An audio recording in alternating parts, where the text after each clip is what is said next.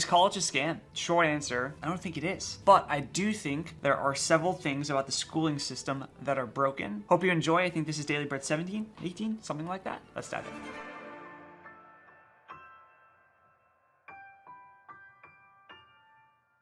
My first job was at 16 working at a movie theater. I was wearing a purple polo every single day, making $7.25 an hour. At first working concession stands, scooping popcorn, getting candy, and then I remember it was actually a privilege, it was a promotion if you will, to be able to work what's called the box office, which is selling the tickets. And then when I turned 18, I remember that I finally was legally allowed to what's called work the floor, which was cleaning up the popcorn and seats and everything left in the theater. And I know that sounds disgusting, but I remember being excited at the fact that I had more responsibility. I could now work the floor. But that's just a context of where I was at in life. I was young, had no real responsibility, and the responsibility of being able to clean up garbage was responsibility I was excited for. This is not someone who should be making massive decisions, obviously. I could barely drive at this point. When I first started, I actually couldn't drive to work. I wasn't trusted with a license, but I was trusted with one of the most important decisions you'll ever make in life, which is what do you want to do after high school? And 14 years ago, I turned 30 in 2 weeks. 14 years ago, I still remember vividly, as if it was yesterday, two girls coming up to the box office. I was helping them with tickets, and they were beautiful twins. And they were flirty, they made me smile. I ID'd them because they were seeing a rated R movie, and then they paid with a West Virginia University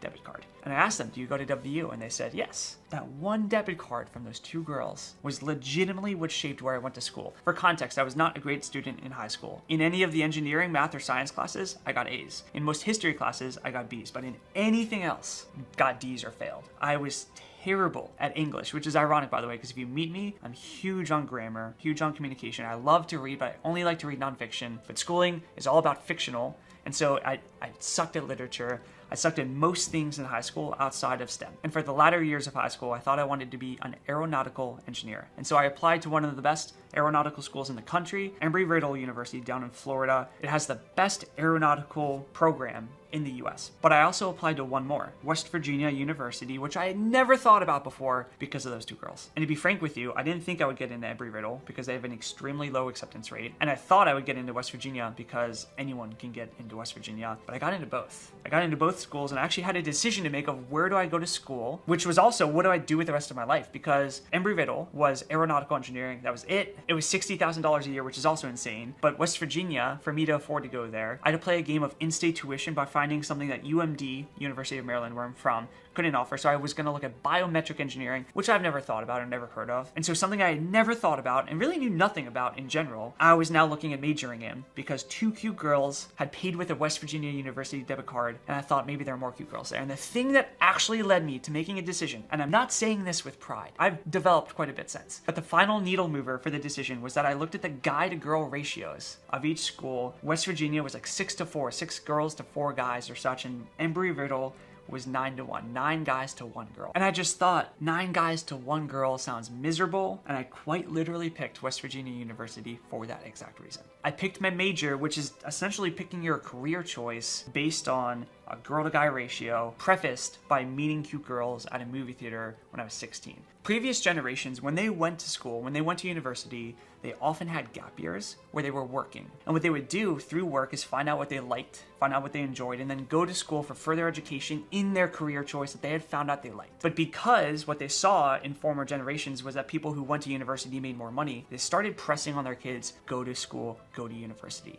The problem is that 18-year-olds are not nearly mature enough to decide what they want. And if you're watching this and you're 18, I'm sorry, but this is true, and I'm saying this with love. You're not mature enough to know what you want to do with the rest of your life. And I don't mean maturity from an emotional perspective, but I mean it from a life experience perspective. You haven't worked enough to know what you like and what you want to do. How many people go to school for biology to find out that they actually hate science? When you get into organic chemistry and such, I actually dislike this. Or how many people go to school for one thing and find out that they hate it 3 years in after they've stacked $100,000 debt? There's a fundamental break in the timing of which we tell people to go to school. Education is a great thing, but if you go to school to get a degree, that is meaningless. You should be wanting to go to school to get further education in something that you enjoy. But to find out what you enjoy, you have to work. You have to play in different roles and see what you like and what you don't like. And eventually you're gonna find this one thing that you're really good at, that you really enjoy, that just comes more naturally to you than almost anyone else. And then you should want to get further education on that thing. But to say at 18 that you're gonna pick your career choice when the only thing you've ever done is either sell sunglasses or scoop popcorn,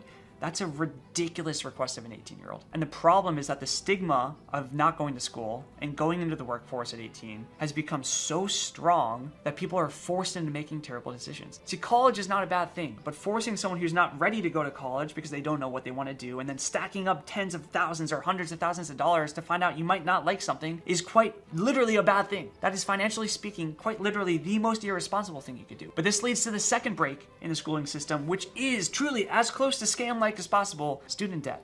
Decades ago, generations ago, schooling was affordable until the US government subsidized student loans for people to go to school. Once you give any private company, like universities, a means of getting paid no matter what they charge, subsidizing loans means the university gets the money no matter what. Once they have that, they're gonna jack up prices. If you're guaranteed to get paid whatever you're asking for, you're gonna ask for more money. And so tuitions went through the roof and will continue to do so because there is no downside to the universities for doing that. You don't understand that you're investing what is likely the largest investment you'll make, maybe outside of a house, in your entire life. And most parents don't think about this either, for a couple reasons, but number one is that parents are looking out of love for their kids to have better lives than they did. And so a lot of parents know they didn't go to university and it led to hardships for them, so they want their kid to have a better life. They think university is the way, but it's not anymore. And the second thing is most parents are financially irresponsible. I can say that because statistically, most people in the US are living paycheck to paycheck. If you're living paycheck to paycheck as a parent in the US, you have no right to tell your child how to invest money. So many parents, out of love, press their kids into university and then get them into tens or hundreds of thousands of dollars of debt for the rest of their lives. And it's sad. It's disheartening. If you're paying for your kid's school, that's completely different. But if you're not paying for your kid's school, if you expect your kid to pay, then don't press them in because it's their financial decision. But understand that times have changed since you went to school and since you thought about university to what it is now. It's not the same world.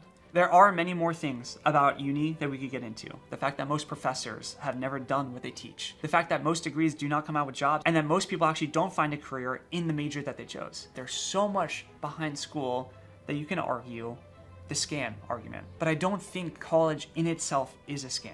I think that if you work for many years after high school, find out what you like and find out what you're good at and find out what you want to learn, and then you pick a specific major that's going to help you learn that one skill set. At this point, you also might find out it's not university. It could be some kind of certification process or licensing process. But let's say it is something that you want to go to school for and get a major in, and you know what the return on investment will be. It's going to help me make this much more money per year. Then I don't think school is a scam. I don't think it's a scam when you've saved up money and you can pay for school without student loans and you know how much you're going to make in return. That's a smart career choice. That's an investment that you're returning on. That's a good business choice. So if you're thinking about going to uni, I wanted to share that perspective with you. If you're a parent thinking about sending their kid to uni or pushing their kid on, or a kid is showing you this, then I just encourage you, don't try to right your wrongs through your child. Let them invest how they want to invest. Unless you're paying for uni, it's their loans that they're going to be paying for decades to come.